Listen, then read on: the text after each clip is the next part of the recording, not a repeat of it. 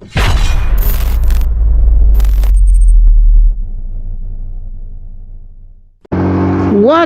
up mga mare, mga pare, mga kambyo, mga kamatic. Ngayon papunta ako ngayon, may kamita pa ako. Bale, mangyayari is makikipagpalit ako, swap.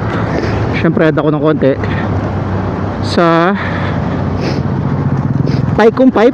Kapalit ay aking itong, nakikita nyo to, itiriti flat seat ko. So yung reason kasi kaya makikipagpalit ako is hindi ako komportable dito sa flat seat ko. So it means that di ko rin siya magagamit kasi back to stock seat ako eh. And makapag pipe muna. So yun nga, swap kami, add ako. So yun ang ano namin ngayon, makikipag-meet up ako ngayon sa kanya sa SM o sa Dasma Sabang, sa Sabang, sa may LTO doon. Actually kayo na parang siya umalis, andun na yata siya. So yun ang agenda natin for today, makikipag-meet up ako sa kanya and swap tayo. Yan o. Then isa-sound test na natin kung okay yung taikom pipe. Yun ang ating agenda for today. And then ang plano ko kasi is pagkabili ko nun, ano kasi siya eh, nanakaw daw yung tip niya. Yung kasi ang taikom pipe may plastic tip sa dulo.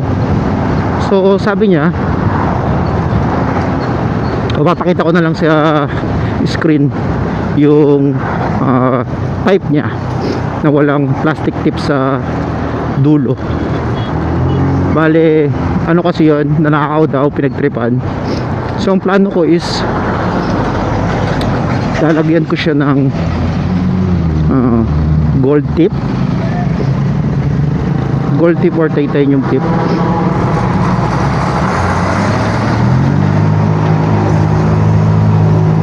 Gold tip or titanium tip, yun ang plano natin para, alam ko kinakabit talaga sa mga chicken pipe eh.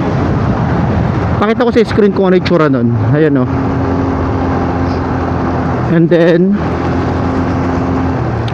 kakabit natin siya para magmukhang Thai look. Medyo mukhang Thai look.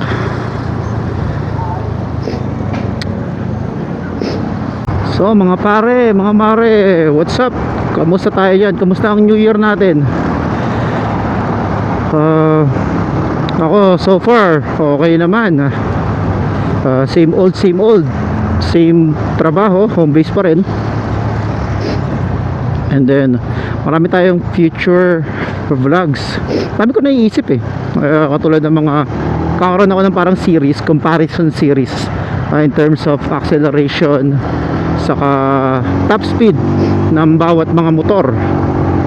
Let's say versus click 150, mamatch natin siya sa Raider ng tropa ko, yung Raider Carb, then NMAX din.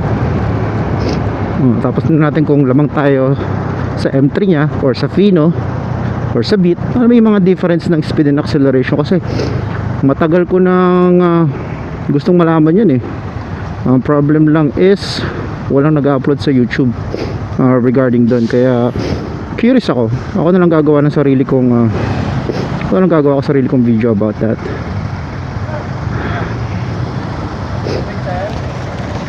So nga pala, kung mapapanood nyo yung mga previous video ko, ang ginagamit ko lang back then is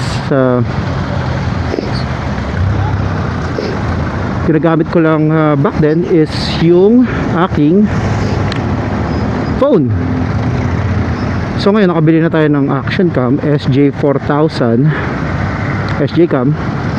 Well, for beginner lang to eh. I mean, newbie lang naman din ako sa pagmo-motovlog, and at the same time entry level lang din yung mga gamit ko. So yun tayo. Traffic pa. Sana tayo bibili ng medyo magagandang motovlogging equipment. So alam niyo naman ang buhay may asawa.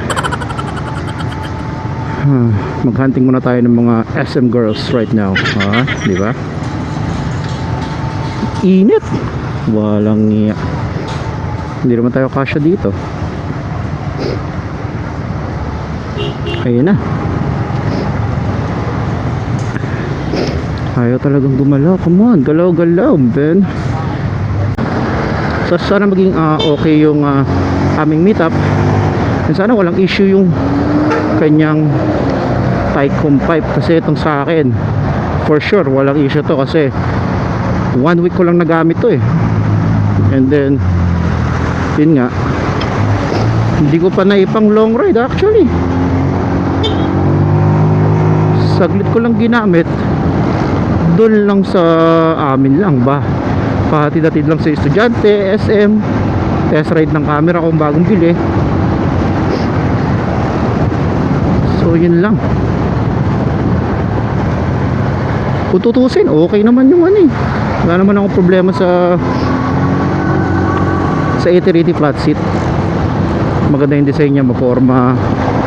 The only problem nga lang is yung madulas. So plano ko nga, kung di natuloy yung deal namin, ano ko siya, papatabasan ko na lang. Kasi kung mapapansin nyo, magpo-post ako ng picture sa screen. Kung papansin nyo, medyo patusok siya, pasubsob. Unlike yung ibang flat seat, talaga totally flat siya. So yun lang naman yung concern ko. So yun ang plano ko. Kaso nga, natuloy bigla yung ano, sinabi ko naman sa kanya na madulas siya, baka magsisi siya kasi ako nga ibenta ko. Sabi niya okay lang naman daw. So deal tayo. Pumayag naman siya sa deal. So yun nga, add ako 300 taikom pipe na walang tip. I don't know kung okay yung deal, kung lugi ako or hindi ko alam. Pero for a change, di ba, para magka-content tayo sa channel natin, testingin natin. Kasi yung content ko is, ang plano ko dito is yun nga, customize tayo ng motor. So as much as possible every week makapag-upload ako at least like one video sa isang linggo. So medyo nagkakaproblema tayo dun eh, kasi tagal tumigil ng channel ko. So almost 3 or 4 months yata akong walang almost 3 or 4 months yata akong walang upload. Napahinto ako. So ngayon tuloy-tuloy na tayo. Yun nga sabi ko, katulad ng sabi ko kanina, at least 1 upload a week. So check my previous video na lang mga sir. Kung mapapansin nyo, more on tutorial tayo, then installation. So ngayon lang ako halos nakapag-upload ng video na may content na nakasakay ako sa motor.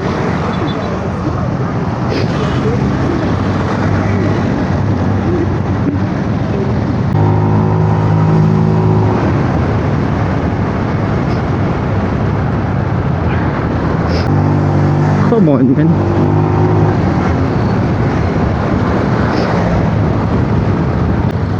Pagbigyan nyo na, nakapasok na yun. Pangit na ng impression sa atin ng mga 4-wheelers eh. Ang dami na kasing kamoting nagmumotor. So hanggat maaari, kahit small percentage lang ng motorcycle community ay, kasi sabihin natin magalang, di ba? Kaya I mean, we're trying to do that para kahit paano bumalik ang respeto ng mga 4-wheelers sa ating mga nakamotor.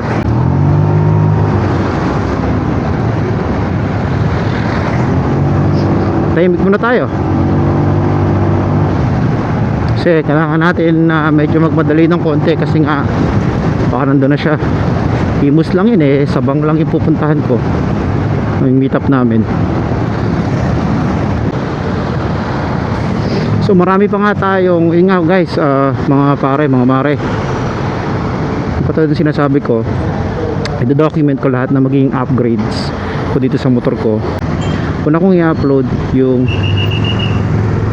ano ba tawag doon, may montage ng motor ko para makikita nyo yung mga upgrades na nagawa ko na sa motor ko, like kung ano na itsura ng motor ko sa ngayon.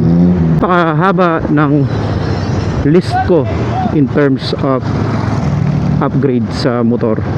Syempre sasama natin yung gears or gears, hindi ko alam kung paano i-pronounce yun, ano yung tamang pronunciation doon. Basta anything na motovlog tungkol sa pagmomotor o pagbablog, iano ko yan, ibablog natin yan para magkaroon tayo ng content. Kasi ito tayo, nagbablog naman tayo, makapagkwento na rin. Yung motovlogging community right now, sobrang laki na. Kung magsa-search kayo sa YouTube, sobrang dami na nagmo-motovlog na Pinoy.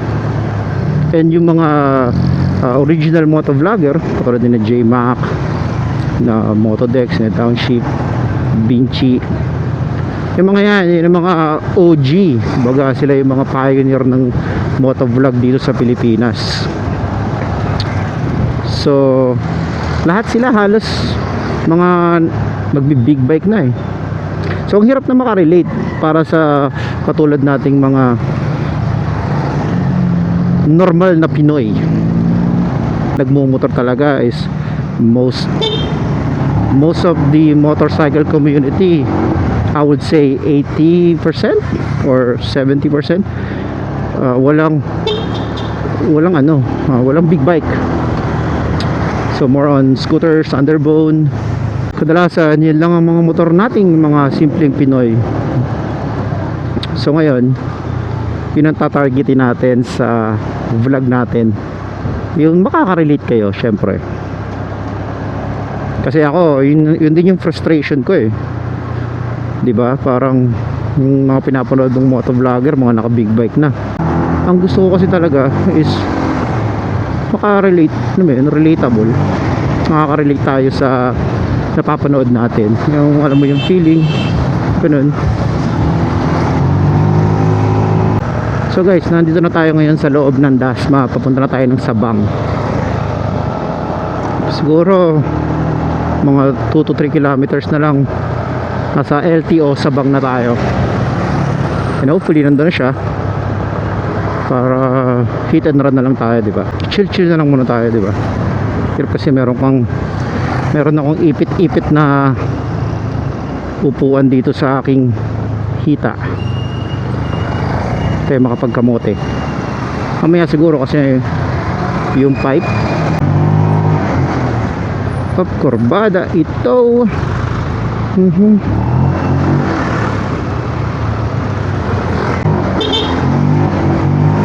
Kamote mode on.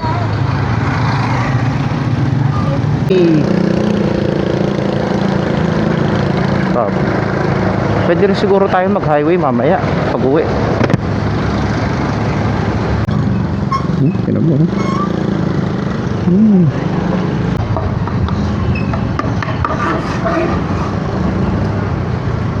Grabe, may ginagawa na naman, road widening. Hindi na nawawala ng ginagawa dito sa Dasma. Shout out Mayor Jenny. Yan, malapit tayo sa LTO Sabang. Okay, wala pa rin siya. So nauna tayo sa kanya.